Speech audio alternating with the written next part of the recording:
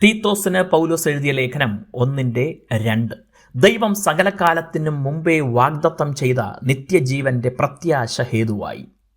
മനുഷ്യന്റെ രക്ഷയ്ക്കായി ദൈവം ആദ്യമായി രക്ഷ വാഗ്ദത്തം ചെയ്തത് എപ്പോഴാണ്? ഇതുമായി ബന്ധപ്പെടുത്താൻ കഴിയുന്ന ബൈബിളിലെ ആദ്യത്തെ വാക്യം ഉൽപ്പത്തി 3:15 പല ദൈവശാസ്ത്രകാരന്മാരും കരുതുന്നു. അത് സ്ത്രീയുടെ സന്തതി സർപ്പത്തിൻ്റെ തല തകർക്കും എന്നതാണ്. ഈ സ്ത്രീയുടെ സന്തതി എന്ന വാഗ്ദത്തം യേശുക്രിസ്തുവിനെ കുറിച്ചുള്ളതാണ് എന്നാണ് പറയുന്നത്. അതിനാൽ ഈ വാക്യത്തെ പ്രോട്ടോ ഇവാഞ്ചലിയം അഥവാ ആദ്യ സുവിശേഷം എന്ന് വിളിക്കുന്നു. ഇനി നാം ആദ്യം വായിച്ചു കേട്ട വാക്യത്തിലേക്ക് വരാം.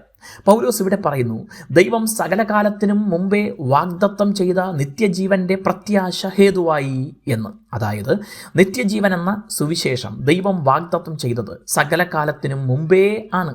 ഒരിക്കലും വ്യാജം പറയാത്ത ദൈവമാണ് ഈ വാഗ്ദത്തം നൽകിയത് എന്നും അദ്ദേഹം ഇതേ വാക്യത്തിൽ പറയുന്നുണ്ട്.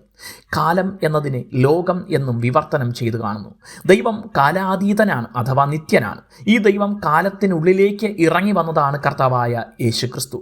എന്നാൽ യേശുവിലൂടെയുള്ള മനുഷ്യന്റെ രക്ഷയുടെ വാഗ്ദത്തം ചെയ്തതാകട്ടെ കാലത്തിനും സകല ലോകത്തിനും മുമ്പേ ആണ്. ദൈവം സർവജ്ഞാനിയാണ് എന്നതുകൊണ്ട് കൂടെയാണ് ഈ വാക്യം അർത്ഥവത്താകുന്നത്. ലോകങ്ങൾ ഉണ്ടാക്കുന്നതിന് മുമ്പേ ദൈവത്തിൻ്റെ അറിവിൽ നാം ഓരോരുത്തരും ഉണ്ടായിരുന്നു, നമ്മുടെ രക്ഷയും ഉണ്ടായിരുന്നു. ദൈവത്തിൻ്റെ നിത്യജീവന്റെ വാഗ്ദത്തത്തിൽ നാം ഓരോരുത്തരും അവകാശമുള്ളവരായി. വ്യക്തിപരമായി ഓരോരുത്തരും ദൈവത്തിൻ്റെ വാഗ്ദത്തത്തിൽ അവകാശികളാകിയാൽ നമുക്ക് കൈവന്ന അനുഗ്രഹം അവർണ്ണനീയമാണ്.